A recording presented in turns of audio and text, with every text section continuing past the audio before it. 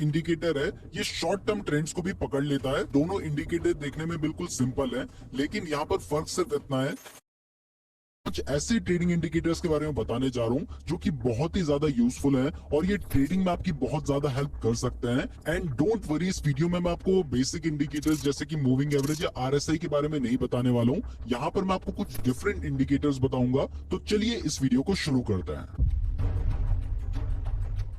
तो नंबर 5 पर है मनी फ्लो इंडेक्स। इस इंडिकेटर को लगाने के लिए आपको ट्रेडिंग व्यू में जाने के बाद इंडिकेटर्स वाले सेक्शन में जाना होगा और यहाँ पर एमएफआई लिखकर सर्च करना होगा। जैसे ही आप एमएफआई लिखकर सर्च कर देंगे तो आपको ये इंडिकेटर नजर आ रहा है, आपने इस पे क्लिक कर देना है। अब जैसे ही आप इस पे क्लिक करेंगे तो ये इंडिकेटर बेसिकली एक ऑसिलेटर है, तो इसलिए ये चार्ट में नीचे प्लॉट हो रहा है। अब ये इंडिकेटर दिखने में आपको कुछ आरएसआई जैसा लग रहा होगा, तो ये बेसिकली आरएसआई ही है, लेकिन आरएसआई में सिर्फ प्राइस को कंसीडर किया जाता है, जो स्टॉक का वॉल्यूम होता है उसको कंसीडर नहीं किया जाता है। जबकि जो एमएफआई है इसमें प्राइस के साथ साथ स्टॉक का जो वॉल्यूम है उसको भी कंसीडर किया जाता है, जिसकी वजह से इसे वॉल्यूम वेटेड आरएसआई भी कहा जाता है। एमएफआई के साथ एक बार मैं आपको आरएसआई भी लगाकर दिखाता हूँ। तो इसके लिए हमने आरएसआई लिखकर सर्च किया और उस पर क्लिक कर दिया, तो यहाँ पर अब हमारा आरएसआई इंडिकेटर भी लग चुका है। तो अब आप देख सकते हैं कि दोनों इंडिकेटर देखने में बिल्कुल सिंपल है, लेकिन यहाँ पर फर्क सिर्फ इतना है कि जहाँ पर आरएसआई की कैलकुलेशन करने के लिए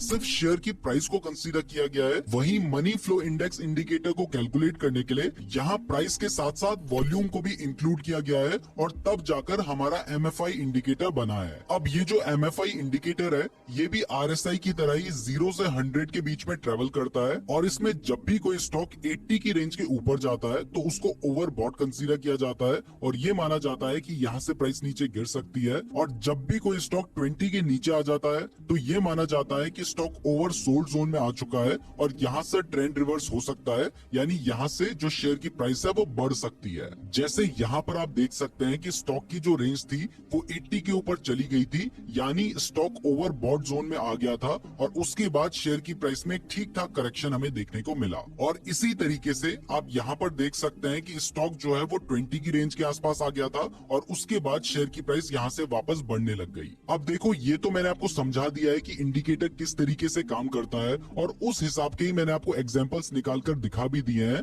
लेकिन आपको सच बताऊं तो इस इंडिकेटर में फेक सिग्नल्स भी बहुत सारे देखने को मिलते हैं। जैसे यहाँ पर देखिए, स्टॉक जो है वो ओवर सोल्ड जोन में आ गया था, यानी 20 के नीचे इसकी रेंज आ गई थी, यानी इसके बाद तो शेयर की प्राइस बढ़नी चाहिए थी। लेकिन उसके बाद भी आप देखेंगे कि बहुत लंबे टाइम तक जो शेयर की प्राइस है वो एक रेंज में ही ट्रेड कर रही थी। तो इसलिए अगर आप ट्रेडिंग करते हैं तो आपको सिर्फ इस इंडिकेटर के बेसिस पे ट्रेडिंग नहीं करनी है, लेकिन ये इंडिकेटर आपकी हेल्प कर सकता है बाकी स्ट्रेटजी या फिर बाकी इंडिकेटर्स के साथ मिलाकर अपने ट्रेंड को कंफर्म करने में। तो आपको समझ आ गया है कि एमएफआई इंडिकेटर किस तरीके से काम करता है। तो चलिए अब चलते हैं हमारे 4th नंबर के इंडिकेटर पैराबोलिक एसएआर की तरफ। तो ये जो पैराबोलिक एसएआर है ये एक बहुत ही सिंपल इंडिकेटर है, बिल्कुल सुपर ट्रेंड की तरह ही काम करता है, लेकिन मैंने नोटिस किया है कि ये सुपर ट्रेंड से थोड़ा बेटर परफॉर्म करता है। तो इस इंडिकेटर को लगाने के लिए आपको यहाँ पर सर्च करना होगा पैराबोलिक एसएआर। ये यहाँ पर आ गया है और आपने इस पर क्लिक कर देना है। अब जैसे ही आप इस पर क्लिक कर देंगे तो आपको जो चार्ट है उसके नीचे और ऊपर ऐसे बहुत सारे डॉट्स देखने को मिलेंगे। तो अगर ये डॉट्स आपको कैंडल के नीचे देखने को मिलते हैं तो इसका मतलब है कि यहाँ पर स्टॉक जो है वो अप ट्रेंड में है और इसके बाद शेयर की प्राइस बढ़ सकती है। और अगर ये जो डॉट्स हैं ये आपको शेयर की प्राइस के ऊपर देखने को मिलते हैं तो इसका मतलब है कि स्टॉक डाउन ट्रेंड में है और इसके बाद शेयर की प्राइस गिर सकती है। जैसे यहाँ पर आप देखिए, जो डॉट है वो शेयर की प्राइस के नीचे आ गया है और उसके बाद शेयर की प्राइस में एक अच्छा खासा जंप देखने को मिला था और उसके बाद यहाँ पर जो डॉट है वो शेयर की प्राइस के ऊपर आ गए थे और उसके बाद शेयर की प्राइस में थोड़ा बहुत करेक्शन आया था। सिमिलरली यहाँ पर भी आप देख सकते हैं कि जो डॉट है वो शेयर की प्राइस के ऊपर आ गया था और उसके बाद शेयर की प्राइस में एक अच्छा खासा डाउन ट्रेंड देखने को मिला था। तो इस तरीके से ही ये इंडिकेटर काम करता है। अब अगर मैं आपको इस इंडिकेटर के साथ सुपर ट्रेंड इंडिकेटर लगाकर दिखाऊं तो आप देखेंगे कि ये जो इंडिकेटर है ये शॉर्ट टर्म ट्रेंड्स को भी पकड़ लेता है। तो यहाँ पर मैंने अभी सुपर ट्रेंड इंडिकेटर लगा लिया है। जैसे यहाँ पर आप देखिए कि हमारा जो सुपर ट्रेंड इंडिकेटर है उसने यहाँ पर हमें बाय सिग्नल दिया और पूरा यहाँ तक बाय सिग्नल ही देकर रखा, जबकि जो हमारा पैराबोलिक एसएआर है उसने हमें यहाँ पर बाय सिग्नल दिया और यहाँ से लेकर यहाँ तक दिया था। लेकिन उसके बाद शेयर की प्राइस में जो छोटा सा करेक्शन आया था वो भी हमें पैराबोलिक एसएआर में पता चला, जबकि सुपर ट्रेंड ने हमें इतने लंबे टाइम तक बाय सिग्नल ही देकर रखा था। तो इस तरीके से हमारे पैराबोलिक एसएआर काम करता है। अब जैसे जैसे हम आगे बढ़ते जाएंगे मैं आपको और बेटर इंडिकेटर्स बताता जाऊंगा, तो इस वीडियो को लाइक जरूर कर दीजिएगा।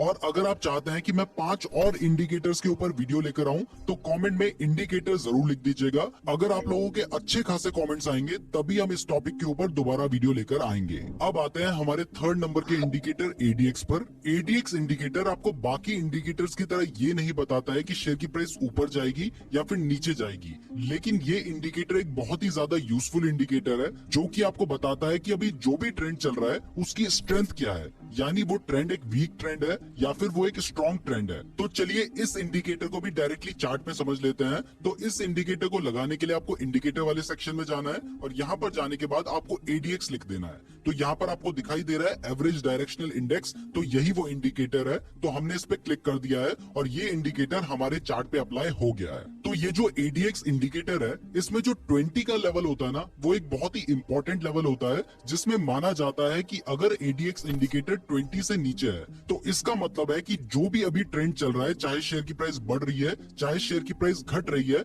वो एक वीक ट्रेंड है। और अगर ट्रेंड वीक है तो इसका सीधा सा मतलब है कि वो ट्रेंड लंबे टाइम तक सस्टेन नहीं कर पाएगा और ऐसे में जो स्टॉक है वो साइडवेज मूव कर सकता है। तो आपको ऐसे स्टॉक्स में ट्रेड करना अवॉइड करना चाहिए जिनका जो एडीएक्स है वो 20 से नीचे है। लेकिन अगर किसी स्टॉक का जो एडीएक्स है वो 20 के ऊपर है तो इसका मतलब है कि उस स्टॉक में जो भी ट्रेंड चल रहा है वो एक स्ट्रॉन्ग ट्रेंड है और वो लंबे टाइम तक सस्टेन कर सकता है। जैसे यहाँ पर आप देखिए कि स्टॉक की प्राइस ने बढ़ना शुरू किया और यहाँ पर आने के बाद एडीएक्स भी बढ़ने लगा। तो आपको ये तो समझ आ गया है कि अगर एडीएक्स 20 से नीचे है तो इसका मतलब जो भी ट्रेंड अभी चल रहा है वो एक वीक ट्रेंड है, और अगर एडीएक्स 20 से ऊपर है तो इसका मतलब है कि जो ट्रेंड है वो एक स्ट्रॉन्ग ट्रेंड है। लेकिन यहाँ पर आपको एक और बात का ध्यान रखना है कि अगर एडीएक्स बहुत ही ऊपर चला जाता है, जैसे इस केस में एडीएक्स 50 के आसपास आ गया था, तो इसके बाद ट्रेंड रिवर्स होने के चांसेस होते हैं। जैसे यहाँ पर आप देख सकते हैं कि यहाँ तक ट्रेंड एक स्ट्रॉन्ग ट्रेंड था और उसके बाद यहाँ पर एडीएक्स 52 के आसपास आ गया था, लेकिन उसके बाद यहाँ से आप देखेंगे तो यहाँ से ट्रेंड रिवर्स हो गया है। ऐसे ही सिमिलरली यहाँ पर भी आप देख सकते हैं कि एडीएक्स 50 के आसपास आ गया था और उसके बाद ट्रेंड रिवर्स हो गया, यानी उसके बाद शेयर की प्राइस गिरने लग गई। इसी के साथ यहाँ पर आप देख सकते हैं कि जो एडीएक्स है वो 10 के आसपास आ गया था और उसके बाद यहाँ से भी ट्रेंड रिवर्स हो गया। तो इससे आपको पहली चीज तो ये पता चलती है कि अगर एडीएक्स 20 से नीचे है तो इसका मतलब जो ट्रेंड है वो एक वीक ट्रेंड है, लेकिन अगर बहुत ही नीचे आ जाती है तो इसका मतलब है कि यहाँ से ट्रेंड रिवर्स हो सकता है। और दूसरी चीज आपको ये पता चलती है कि अगर एडीएक्स 20 से ऊपर है तो इसका मतलब है कि ट्रेंड स्ट्रॉन्ग है और वो ट्रेंड कंटिन्यू कर सकता है। लेकिन अगर एडीएक्स 50 के आसपास आ जाता है तो इसका मतलब है कि यहाँ से ट्रेंड रिवर्स हो सकता है। तो एडीएक्स के थ्रू आप ट्रेंड की स्ट्रेंथ पता कर सकते हैं, लेकिन इस बात का ध्यान रखिए कि आपने सिर्फ इस इंडिकेटर के बेसिस पे ट्रेड नहीं करना है। ये इंडिकेटर आपकी हेल्प के लिए है और इससे आप ट्रेंड की स्ट्रेंथ पता कर सकते हैं। अब दोस्तों सेकंड इंडिकेटर बताने से पहले अगर आप ट्रेडिंग के लिए बेस्ट डीमैट अकाउंट खुलवाना चाहते हैं तो कुछ अच्छे और फ्री डीमैट अकाउंट के लिंक मैंने आपको डिस्क्रिप्शन पे दे रखे हैं, तो डिस्क्रिप्शन जरूर चेक कर लीजिएगा। अब जो हमारा सेकंड नंबर का इंडिकेटर है इसका नाम है पिवट पॉइंट। तो चलिए इस इंडिकेटर को भी अपने चार्ट में लगा लेते हैं, उसके बाद मैं आपको समझाऊंगा कि ये इंडिकेटर काम क्या करता है। तो इंडिकेटर को लगाने के लिए आपने वापस से इंडिकेटर वाले सेक्शन में जाना है और वहां पे जाने के बाद आपको पिवट लिखना है और यहाँ पर आपको पिवट पॉइंट्स स्टैंडर्ड वाला जो इंडिकेटर दिखाई दे रहा है आपने इस पे क्लिक कर देना है। अब जैसे आप इस इंडिकेटर को चार्ट पे लगा देंगे तो उसके बाद आप देखेंगे कि यहाँ पर आपको बहुत सारी लाइंस दिखाई दे रही हैं। तो इन लाइंस का मतलब क्या है, चलिए वो भी समझ लेते हैं। अगर आपको ये दिखने में मुश्किल लग रहा है तो डोंट वरी, ये बहुत ही सिंपल है। तो बेसिकली ये जो लाइंस हैं ये सपोर्ट एंड रेजिस्टेंस हैं। आपको ऊपर दिखाई दे रहा है R1, R2, R3 and so on लिखा हुआ है और ऐसे ही नीचे आपको दिखाई दे रहा है S1, S2 और S3 एंड सो ऑन लिखा हुआ है। और इसके साथ ही बीच में आपको एक P लिखा हुआ भी दिखाई दे रहा होगा। अगर आपको दिखाई नहीं दे रहा है तो मैं इसको थोड़ा सा जूम कर देता हूं, तो अब आप देख सकते हैं कि आपको यहाँ पर एक P लिखा हुआ दिखाई दे रहा है। तो इस इंडिकेटर के हिसाब से अगर मान लीजिए हमारा जो स्टॉक है या शेयर की जो प्राइस है वो पिवट लाइन के नीचे ओपन होती है तो ये माना जाता है कि आज पूरे दिन जो स्टॉक है वो बेयरिश रहेगा। और अगर मान लीजिए जो स्टॉक की प्राइस है वो पिवट लाइन के ऊपर ओपन होती है तो ये माना जाता है कि जो स्टॉक है वो अप ट्रेंड में ही रहेगा। तो पहली चीज तो आपको ये पता चल रही है कि अगर स्टॉक पिवट लाइन के ऊपर ओपन हो रहा है तो स्टॉक बुलिश है, और अगर स्टॉक पिवट लाइन के नीचे ओपन हो रहा है तो स्टॉक बेयरिश है। बट इसके साथ ही यहाँ पर आपको सपोर्ट एंड रेजिस्टेंस देखने को भी मिलते हैं। जैसे अभी तो हमें बहुत सारे सपोर्ट एंड रेजिस्टेंस देखने को मिल रहे हैं, तो इसको पहले मैं एक बार चार्ट को रीसेट कर देता हूँ, और उसके बाद जो हमें इतने सारे यहाँ पे सपोर्ट एंड रेजिस्टेंस देखने को मिल रहे हैं इनको मैं थोड़ा कम कर देता हूँ। तो इसके लिए मुझे इस इंडिकेटर की सेटिंग में जाना होगा, और यहाँ पर जाने के बाद हमें जो S3, S4 और S5 दिख रहा है, यानी सपोर्ट 3, सपोर्ट 4 और सपोर्ट 5 दिख रहा है, और रेजिस्टेंस 3, R4 और R5 दिख रहा है, इनको मैंने यहाँ से हटा दिया है। तो अब आपको चार्ट में यहाँ पर 2 ऊपर के सपोर्ट देखने को मिल जाएंगे और 2 नीचे के सपोर्ट देखने को मिल जाएंगे। तो यहाँ पर आप देख सकते हैं कि ये हमारी पिवट लाइन है, ये हमारा फर्स्ट रेजिस्टेंस है, और ये हमारा सेकंड रेजिस्टेंस है, और यहाँ पर हमारा पहला सपोर्ट है, और स्टॉक की प्राइस ने इसी के आसपास अपना सपोर्ट लिया है। इसके अलावा यहाँ पर भी आप देख सकते हैं कि जो स्टॉक की प्राइस है उसने यहाँ पर जाकर अपना रेजिस्टेंस लिया है R2 में। तो इस तरीके से आप automatically support and resistance draw कर सकते हैं। अगर आपको पता ही नहीं है कि सपोर्ट एंड रेजिस्टेंस क्या होता है तो इसके ऊपर भी हमने तो चलिए आते हैं हमारे फर्स्ट नंबर के इंडिकेटर इचिमोकू क्लाउड के ऊपर। अब सबसे पहले मैं इंडिकेटर लगा देता हूं, क्योंकि इसको देखकर आप डरने वाले हो। तो यहाँ पर इस इंडिकेटर को लगाने के लिए हमें यहाँ पर लिखना होगा इचिमोकू, और जैसे ही आप लिखेंगे तो यहाँ पर आपको दिखाई दे रहा है इचिमोकू क्लाउड, और आपने इस पे क्लिक कर देना है। अब जैसे ही आप इस पे क्लिक करेंगे तो आपको दिखाई दे रहा है कि इसमें पता नहीं कितनी टाइप की लाइंस बन चुकी है, और कुछ भी यहाँ पर समझ नहीं आ रहा है। तो मैं जानता हूँ कि ये इंडिकेटर आपको दिखने में बहुत ज्यादा खतरनाक लग रहा होगा, बट डोंट वरी, ये बहुत ही ज्यादा आसान है। इस इंडिकेटर को समझने के लिए हमें सबसे पहले इस इंडिकेटर की सेटिंग में चलना होगा। वैसे अगर आपको कभी भी किसी भी इंडिकेटर को समझना है ना, तो सबसे पहले उसकी सेटिंग्स में चले जाया करो, आपके लिए इंडिकेटर को समझना बहुत आसान हो जाएगा। तो चलिए इसकी सेटिंग्स को ओपन करते हैं। तो सेटिंग्स को ओपन करने के लिए हमने इस पे क्लिक कर देना है। अब जैसे ही हम इस पे क्लिक करेंगे तो यहाँ पर आप स्टाइल वाले सेक्शन पे जब जाएंगे तो आपको समझ आ जाएगा कि इस इंडिकेटर में क्या क्या है। तो सबसे पहले तो इस इंडिकेटर में जो ब्लू कलर की लाइन है वो एक कन्वर्जन लाइन है, जो रेड कलर की लाइन है वो एक बेस लाइन है, तीसरा जो ग्रीन कलर की लाइन है वो एक लैगिंग स्पैन है, और वो लैगिंग स्पैन कितने टाइम का है वो आप यहाँ पर देख सकते हैं। वो लैगिंग जो स्पैन है वो 26 पीरियड का है, यानी ये 26 कैंडल पीछे चलता है। और ऐसे ही जो क्लाउड बन रहा है उसमें जो हमारी ग्रीन कलर की लाइन है वो हमारा लीडिंग स्पैन ए है, और जो रेड कलर की लाइन है वो हमारा लीडिंग स्पैन बी है। तो हमारा जो क्लाउड है वो लीडिंग स्पैन ए और लीडिंग स्पैन बी से मिलकर बना हुआ है।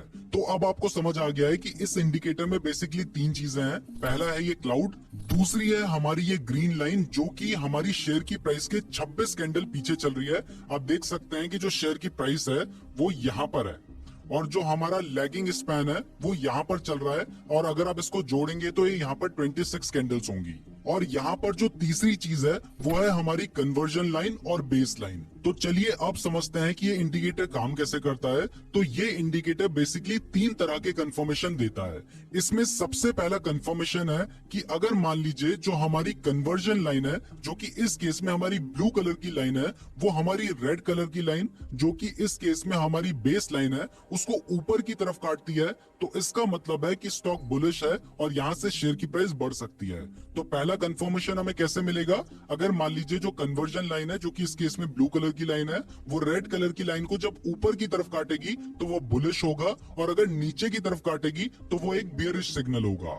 जैसे यहाँ पर आप देख सकते हैं कि ब्लू कलर की लाइन ने रेड कलर की लाइन को ऊपर की तरफ काटा है, तो ये एक बुलिश सिग्नल है। और दूसरा कंफर्मेशन हमें ऐसे मिलेगा कि अगर मान लीजिए जो हमारा लैगिंग स्पैन है, यानी जो हमारी ग्रीन कलर की लाइन है, अगर ये शेयर की प्राइस के ऊपर है तो इसका मतलब है कि स्टॉक बुलिश है, और अगर ये शेयर की प्राइस के नीचे होगी तो इसका मतलब है कि स्टॉक बेयरिश है। तो इस केस में जब हमारी बेस लाइन को कन्वर्जन लाइन ने ऊपर की तरफ काटा होगा, तब हमारा जो लैगिंग स्पैन है वो कहीं यहाँ पर रहा होगा, तो इस टाइम पर ये शेयर की प्राइस के ऊपर है, तो हमें दूसरा सिग्नल भी मिल गया है कि स्टॉक बुलिश है। और तीसरा सिग्नल तो बहुत ही ज्यादा सिंपल है। अगर मान लीजिए जो हमारा क्लाउड है वो ग्रीन कलर का है, तो इसका मतलब है कि स्टॉक बुलिश है, और अगर क्लाउड रेड कलर का है तो इसका मतलब है कि स्टॉक बेयरिश है। तो इस केस में जब बेस लाइन को कन्वर्जन लाइन ने ऊपर की तरफ काटा होगा तब हमारा जो क्लाउड है वो कहीं यहाँ पर रहा होगा जो कि रेड कलर का है। तो ऐसे केस में आपने यहाँ पर बाय नहीं करना था, लेकिन इसके बाद जब यहाँ पर ग्रीन कलर का क्लाउड बनने लग गया था तब आप इजिली समझ सकते हैं कि स्टॉक बुलिश है और तब जाकर आप ट्रेड ले सकते थे। अब इसका एक बेरिश का भी एग्जांपल आपको दूं तो यहाँ पर आप देख सकते हैं कि जो हमारी ब्लू कलर की कन्वर्जन लाइन है उसने हमारी रेड कलर की बेस लाइन को नीचे की तरफ काटा है। तो ये हमारा पहला बेरिश सिग्नल है। इसके साथ ही यहाँ पर आप देख सकते हैं कि जो हमारा ग्रीन कलर का लैगिंग स्पैन है वो हमारी शेयर की प्राइस के नीचे है। तो ये भी मैंने आपको बताया था कि एक बेरिश सिग्नल है। और इसके साथ ही थर्ड सिग्नल भी बहुत ही आसान है। यहाँ पर आपको दिखाई दे रहा है कि जो हमारा क्लाउड है वो रेड कलर का बन रहा है। तो इससे भी आप समझ सकते हैं कि जो शेयर की प्राइस है वो यहाँ से गिर सकती है। तो इस तरीके से आप इचिमोकू क्लाउड का यूज कर सकते हैं। तो ये थे 5 इंडिकेटर्स। अगर आप चाहते हैं कि हम 5 और इंडिकेटर्स के ऊपर वीडियो लेकर आए तो कमेंट जरूर कीजिएगा। चलिए अब इस वीडियो को यहीं पे खत्म करते हैं। Thank you so much for watching the video. अगर आपके कोई क्वेरी हो तो आप मुझसे कमेंट करके पूछ सकते हो। आई होप आपको ये वीडियो पसंद आया होगा। आप में एज ए ट्रेडर एक वैल्यू एडिशन हुई होगी, आपने कुछ नया सीखा होगा। अगर वीडियो पसंद आया तो मेक श्योर आप वीडियो को लाइक करें, चैनल को सब्सक्राइब करें।